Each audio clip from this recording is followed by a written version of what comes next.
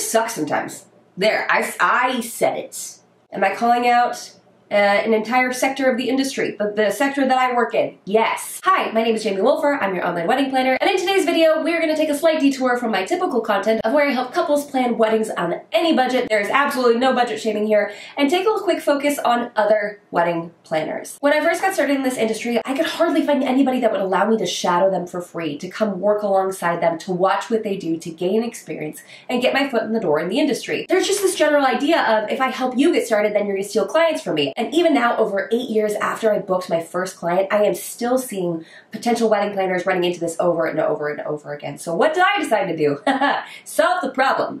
Enter the Union Mastermind. It's where I teach budding wedding planners or experienced wedding planners how to run a really effective business, make sure you're profitable, and make sure you are keeping your clients happy. So today's video is actually an excerpt from one of our live calls where I got to do an individual one-on-one with one of our wedding planners, Keenan. She is fantastic. She has some great questions to ask. So if you are one of those that has this like innate burning desire to come join us in the wedding planning industry, this video is for you, as well as the Union Mastermind. If you are interested, I'll go ahead and leave a link for it right here. We do typically have a wait list, but spots will open up and applicants will be notified as we have people graduate out of the program. So be sure to keep an eye out for that. But if you'd like to see a sneak peek of what we do in our live monthly calls before you sign up, or you can sign up right now anyways if you want to, then go ahead and keep on watching. So every once in a while, we get the distinct opportunity, which is one of my favorite things to do, where there's only one person in the call. So we get to jump on for just like a live off-the-cuff one-on-one. So, hi, Keenan.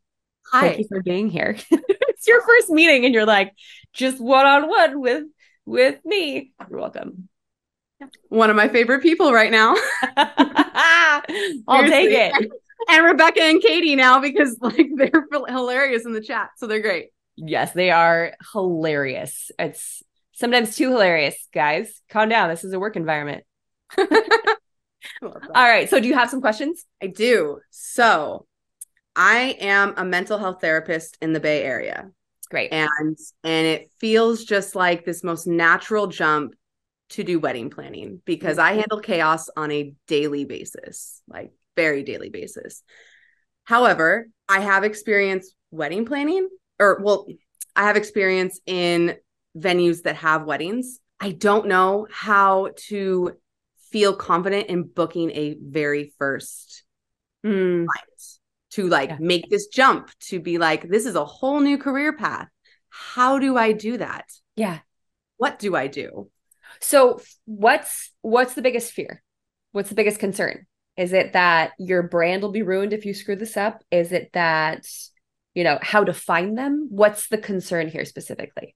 The concern is making sure I'm not forgetting anything, that the day flows appropriately. And I'm very type A, so my mind works that way. I work on schedules and, it kind of is all logical, but you don't know what you don't know. So how do I even ask that question, or how do I even know like what to prepare for in my first day? That's a great question. And that's definitely a lot to unpack. It depends on a couple of things. One, how long you're working with them. If it's going to be a lot more long-term client, you're going to go into this feeling great, because you're going to be like, I know them. I know what they want. I got this. You may not have it perfected, but you're going to feel a lot more comfortable with a long-term client than you will with a day of coordination client or month of coordination client. Another thing that's going to make you feel better is having someone to talk to at the event. So your assistant should not be some random that you have found in a Facebook group. It should probably be a fiance, a parent, a best friend, someone where you're like, I forget. And they're like, okay, where you can have those moments. I've been quite open. My mom was like my assistant for the first, 6 to 10 events I worked. I was like, this is Robin. No family relation whatsoever. Be like, hey, mom. But I could go to her and be like, I need to process. I'm not quite sure what's going on. Or this doesn't feel right. And they could give me solid feedback. That helped me tremendously in the beginning when I was like, this doesn't feel good. Like something's wrong. But I will say, at least with the master plan, you will have enough development. If you've gone through the entirety of the course, you're not going to miss much, because it's intended for people who are not hiring a planner. So it covers basically everything. Yeah. Another powerful tool for you would probably be Timeline Genius. Okay. Then you can have a very detailed timeline. Very, very, very detailed. I think they offer to try to so Rebecca says try to avoid yelling mom like I have during events if she's helping. Mom! Mommy! There genuinely was an event that my dad was helping out with that I walked up to him and just cried. I just like, yeah. But Timeline Genius is going to be a great option for this. I think they offer the first 2 weeks for free if you want to like get in there and tinker before committing to this. But with your type A brain, you can front load the heck out of this thing. But I would say don't share your overly detailed timeline with the client because that's just going to be too much. Or I've seen people do a spreadsheet version of a timeline. And that's where you're like, you spend 3 days working on this and you keep going back and you keep tinkering and you keep doing things. Obviously, you know that once you get to the event, you're like, it's always going to look like that. It's going to look different, or you're going to give a little bit more flow or a little bit more grace to how the timeline is going. It's more the pacing that you want to pay attention to. But that's going to be the best way to not forget something is an extremely detailed timeline. Awesome. Okay. Well, that's something I can do. Yeah. You're like, I can handle that. I can handle that. That's fine. What did you find to be, and I know you've said this in videos too, so this is probably a repetitive question, but what did you find to be those like first couple hurdles in booking your first clients? Yeah. My first client was my brother's best friend. Nice. So I had zero shame like dipping into the friendship pool. I was like, this is great. This will be fine. So usually looking to the people that are closest to you would be a good idea. Just kind of float it out there. I know Alex Hormozy is huge on just like cold calling people or like, oh, is that Gary Vee? Oh, there's too many inspirational dudes with podcasts out there. But someone that you know might be a lot more likely to hire you and want to support what you're doing and be really excited about it. Another option would be jumping into Facebook groups and just making yourself a resource there and answering questions. Careful not to pitch yourself in Facebook groups though, because they get real touchy about those. Because then it just gets really spammy because some people are not elegant about it. And then a lot of people are on the fence about this these days, but I had great success with Expos. So it was good because I wasn't pulling entirely from friendship pool after friendship pool after friendship pool, you know, because then that's just like, who wants to hire me? No? Yeah. Do you? No, but at least it was complete strangers. So I could set up a conversation on what felt like a level playing field, as opposed to people that I grew up with who are like, really? Like you're a wedding planner now? You just like decided. Mm-hmm. So it depends on where you're at. It depends on what friend groups look like for you. It depends on, you know, if you really want to put yourself out there with your current social media and be like, hey, I'm starting this, I'm doing this. If anyone wants to hire me, that's great. So that's how I got started, was specifically with a friend. Or a friend of a friend, I should say. Mm-hmm. And then secure the rest through an expo. Cool. I love that. Yeah. Yeah. Been to a couple wedding fairs and I'm like, I can market myself. I could do that. I think you could. I have heard feedback that people are saying that they're not getting as many bookings off of that. But I got like, I always forget if it was 14 or 16 events from my first expo ever. Especially in the Bay Area, you've got to have huge ones. Like this, the one that I did was in San Diego and it had like 3,000 couples. Mm-hmm. Yeah. Yeah, we have Berkeley and Walnut Creek and San Francisco and Oakland, and yeah, there's plenty of people in the Bay Area. Yes, definitely. Some of my dear friends are from Santa Rosa, so we'd go up there like once a year when we used to live in California. It's gorgeous, and plenty of people are getting married. Lots of them. Lots. You're in the Sonoma Napa and Napa and absolutely what? No, never. Yeah. Okay. What is advice to past Jamie, baby Jamie? I know.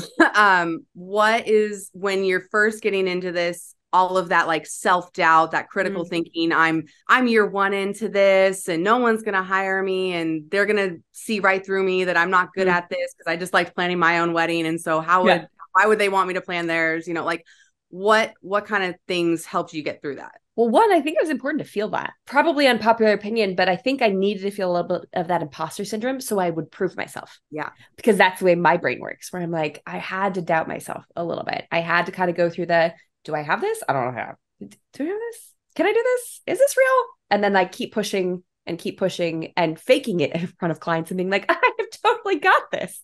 On the inside, I don't. But I think I needed to go through that emotional process properly to be able to get through to the other side and go, I had it the whole time. I just didn't think I had it. Mm-hmm. And then I felt more confident moving forward, if that makes sense. Yeah, no, absolutely. there was a part of it that I couldn't escape it.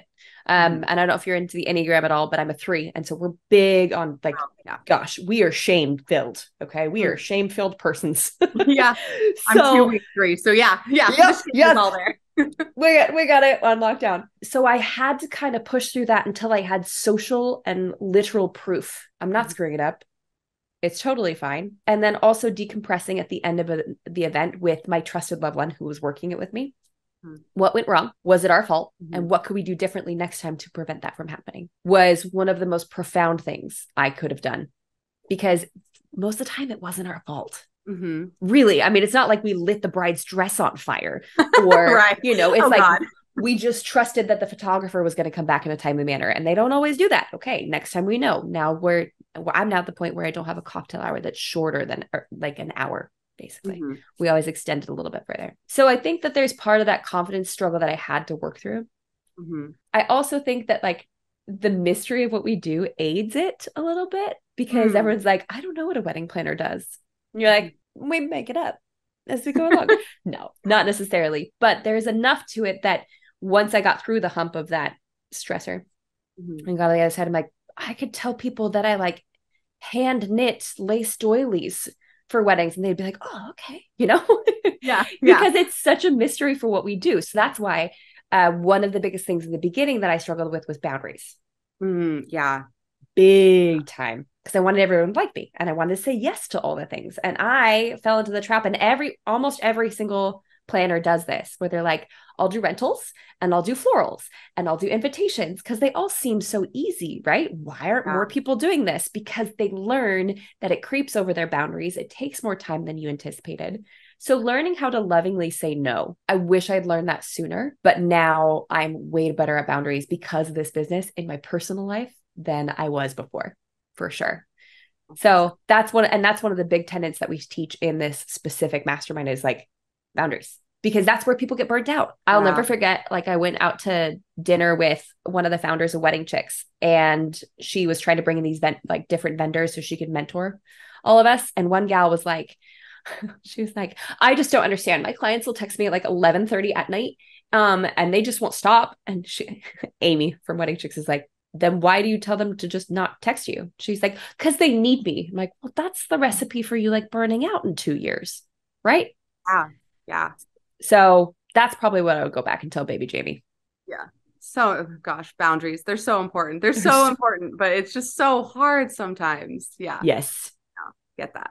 Totally get that. I'm going to read what Rebecca said. I got to move it to the front of the brain. Also have to have Jamie tell you she completely trusts you to coordinate event by yourself. Oh yeah. Rebecca she went through some moments where she was like, I can't do this. Like the night before an event. Yeah. Well, right. And that's like terrifying. Is like, I have to just be the first one to rip the Band-Aid off. Right. Yes. And I'm like, oh my God, someone's trusting me with their like heart and soul, like one of their big core memory events. Like, oh my God. Just the most important day of their life. It's fine. Yeah, no, it's fine. Everything's fine. The world's burning. It's okay. I know I had like a zillion questions to ask you if I ever met you in person one day, and I was just walking by you and I was like, oh my God, like I have to tell Jimmy this and that and the other thing. And now I'm in front of you and I'm all starstruck and it's all embarrassing. So give me a moment. If it's any consolation, I was literally picking poppy seeds out of my teeth before this. I was like, oh no. That does help a little bit. Okay. We made bagels this afternoon, which is like the first time I've done that, which is very fun. But we overdid it on the everything seasoning, and it was like it was a lot. Well, how far are you into setting up your business? What have you done so far? Created a name. Okay, what are you going with? R&R coordination. Cute. So my last name is Rondini. My future name is going to be Rothstein. Okay. So my fiance actually kind of kicked me into this. He was like, really? Yeah. So I wanted a long engagement because why not? Why not? Why would I rush through this process? And you are type A. Yep. Yeah. Oh yeah. And I wanted to have a big engagement party because I want to have a small wedding. I don't want to invite a bunch of people. I want it to be just intimate with us and, some close friends and family. And I booked a caterer, a bartender, my photographer. I like set up dessert stuff. I had all the decorations done, which I'm going to reuse for my wedding, all of this stuff. And Ben, my fiance, was like, why didn't you go into this professionally? I'm like, what do you mean? And he's like, well, you're having so much fun with it. It comes naturally. Like, why aren't you doing this? And I was like, I don't know. Because I was told to go get a master's degree instead. I don't know. Like, that's what I just did. Yeah. So I have my name. I have a website kind of in my head. I don't have it launched or anything like that. I have a Pinterest set up. I have an Instagram set up. Good. I have all of like the background stuff, right? It's all of the front facing stuff that I think I kind of need to do is like get into it. Just like I said, rip the Band-Aid off and just start, you know? Yeah. But it's that confidence piece and that just not knowing where to begin in starting the business and actually like moving forward that I think is the hesitation. So. Yeah. I completely understand that one for sure. It's like, well, okay, how do I get my first client? Yeah. Like I just need to get my first client, but there's also this crippling fear that like you're going to upset the first client or something's going to go wrong or the timeline's not going to be written correctly or you're going to forget something. And unfortunately, it's probably something is going to go wrong.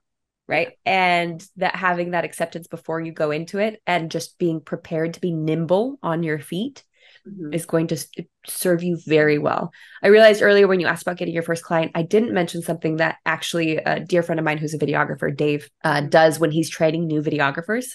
He throws their services on Craigslist. He's like, I just got to churn through I need to get them going without our brand on it.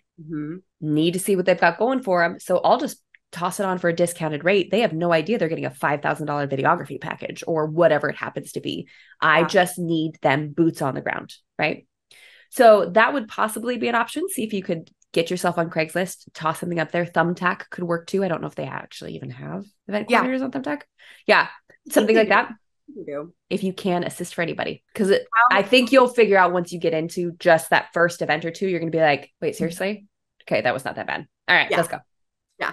Well, my sister just got married 2 weeks ago and her coordinator was terrible. Like, no. Yeah, it was bad. It was like a really, really poor experience. And it's such a bummer because I was like, I'll do it for you. Like, I will do this. And she's like, no, I want you to be my maid of honor. I want you to actually have fun and enjoy the time. And now I'm like, oh God, I wish I had done it so that, you know, it couldn't have been any worse than what this person did. So what why happened? Not try? Like, what ended up happening? So she was MIA. Like, for a very large portion before the ceremony. And guests were coming in at the wrong like side of the venue. And so some of them saw her dress before like she walked down the aisle and she was really devastated about that. And I took on the role of obviously calling her multiple times and being like, hey, like, where are we right now? Like, what are we doing? You know, like, what's the ETA for moving us to the location so that she can walk down the aisle, all of this stuff. And she's like, oh, I'll be right there. I'll be right there. I'm coming. And you know, she arrived late. She like really wasn't communicative. So it was easy fixes that like, it just rubbed the wrong way really bad. Yeah. Your poor sister. She's fine. She's good. I know. But had her honeymoon and she's just totally cool now. She's fine. Yeah. She's okay. So.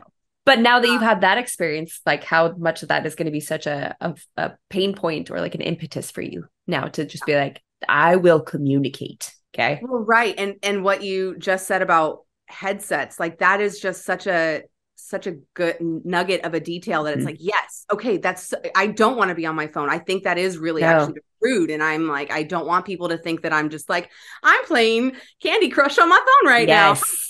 So yeah, no, absolutely. I think that that's a grand idea and pulling in people that I trust, like my mom or my fiance to be like, hey, you're going to do all the hard legwork with me. Like, and you're going to do it for cheap because you love me. Yeah, exactly. You're going to do it for free. Like I'll make you cookies. It's right. And we're going to be so professional and then we're going to love it. And we'll get Starbucks on the way there. And then, and they're like, I don't want to do any of this. You're like, yes, you do. You do. You're going to have so much fun with me. It's going to be great. And I would encourage you to remember details like the phone thing to explain to people that are working with you. Yeah. Because you'll have people who just kind of pull out their phone and you're looking at emails, right? Now it's one thing if you're looking at them together, you're both looking at phones, then people are like, they're probably doing something important. But if you're not, and it's one person, it's like Candy Crush. Yeah. $10, Candy Crush. It doesn't matter if you are reading the timeline on your phone. Right. Yeah. So there are times where we will walk out of a room to go over a timeline together. I mean, you're training people now, right? Like you're providing this service and you're really good at it. So how can you kind of start to reflect for myself? Like, how do I start to reflect? I'm good at wedding planning because I liked my wedding versus I'm good at wedding planning, period.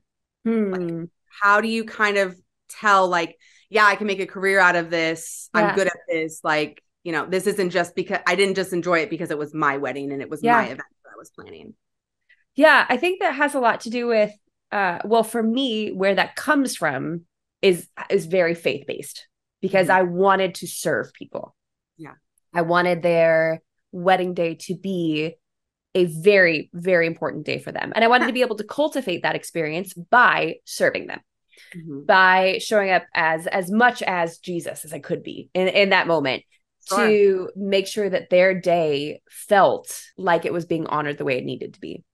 And if I could do that effectively, it wouldn't matter if the table numbers got put at the wrong spot. It wouldn't matter if the decor didn't come out exactly the way it was supposed to. What would matter is that their souls were being tended to, right? Yeah. What would matter is that their experience, regardless of whether something literally caught fire or emotionally or stuff went off the rails, that they had someone to talk to and someone who understood their hopes and their desires and their wants were met.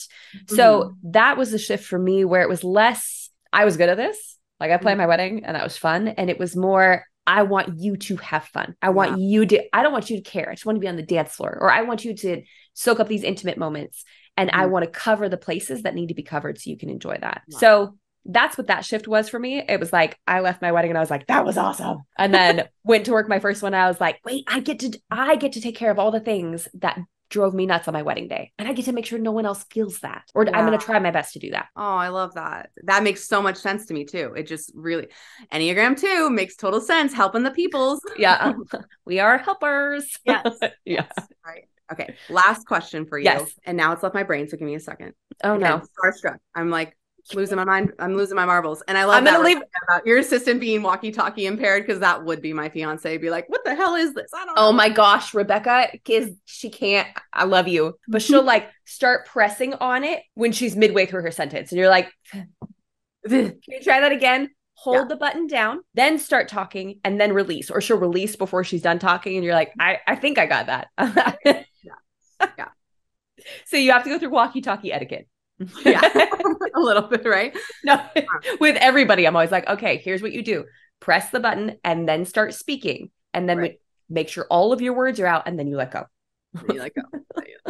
So I have been picking brains of wedding planners in my area. I've literally gone to wedding expos just to talk to wedding planners. Good for you. I just want to like pick their brains and talk about like, how did you start your business? What did you like? What did you not like? What issues did you run into? Like, especially in the Bay Area, because it's so freaking big and there's like so many different venues and all of this stuff. So one of the people I talked with, and this might be a boundary question, is the name tags for the tables, they just got lost. They were gone and not to be found again. And she went on her laptop and created name tags on Canva and then put them out on the tables. And that, to me, in my brain, I was like, I would lose my mind if that happened to me, because I would be like, I have to take time to do this now. Like, there's so many other things that I need to be worried about. So I don't know where the question is in that statement, but it was just like so anxiety provoking that I was like, I don't even know. Like, what do you do in that moment? Yeah. Yes. Tactically, I would probably go to wherever the guests are, keep them there, keep them. Cocktail hours being extended, right? Letting the photographer know, hey, I got to be in here. I would probably do something similar to what that planner did as well, where I'd print something up. I've received them where all of the name tags are completely out of order. There's no cadence. There's no rhythm. They're not alphabetical. They're not done by table. And it was like, oh, shoot. Like that took us an hour just to organize those escort cards. So then I knew for next time, right? Like I knew that was an option. Another thing that you can do in a situation like that is just take the table seating chart and have people walk past you. Be like, hi, what table are you at? Oh, okay. So you're going to be over here. And you can direct them that way. The only issue would be if the escort cards are missing. Usually it indicates what meal they're having. Yeah. So then it would possibly be working with the caterer to say, hey, if we can't get these printed in time, can you send out servers to confirm? Yeah. Okay. Cool. Love that. Because Yeah. that was like my biggest fear. I was like, oh my gosh. That would be the one thing that I'm just like, I don't know. Like there's so much information on an escort card. You kind of got to know those things. Like, and I don't know your Aunt Sally on your mom's side, 2 cousins removed. Like, I don't know what she looks like. So like, how would I even know to like, oh yeah, especially when you have food sensitivities and food allergies. Yeah. If you have someone who's celiac, like it's not just, I don't do gluten. It's like, I cannot process gluten or I die. Okay. It's not so I definitely get that. I think it's one of those in the moment where you will actually probably shine. Mm-hmm. You will hit that moment. You'll be like, okay, keep the people there, go talk to catering, go talk to venue manager. Is there a printer? What can we do? And you will honestly, those will be the moments that you leave a wedding and you're like, I nailed it. Like, I didn't think I was going to, and then I totally nailed it. And it feels really good. Thanks, awesome. Oh, of course. Everyone. Thanks for hanging out with me. And thanks, Katie and Rebecca, for being like my personal gophers for this entire thing. But no, Keenan, I'm super excited that you joined. I would love to hear any progress that you have between now and our next one. I think getting over the hump of finding somebody is going to be the biggest initial hurdle. And you're like, well, yeah, I could have told you that. But no, it's not stupid to say. It's it's reassuring to have that said. It's someone used the term recently, productive avoidance, when you're like, I'm going to work on my website and my Instagram and I'm going to change my sales copy. And I don't know if I like my logo. I'm going to keep tweaking on it. What we're doing is we're avoiding actually moving forward and trying to get clients. What is Rebecca saying now? It helps to know after seeing how you've been on the call with your personality, I can totally see you crushing as an amazing planner, Keenan. Aww, thank you. That's an excellent judge of character.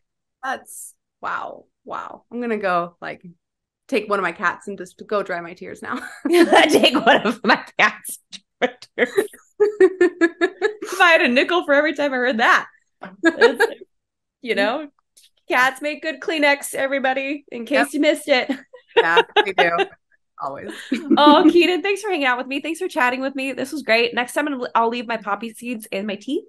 So perfect. It just makes me look superhuman. Not superhuman, but like superhuman. You know? Yeah. Well, thank you. Thanks, everyone. Yes, great. Ma'am.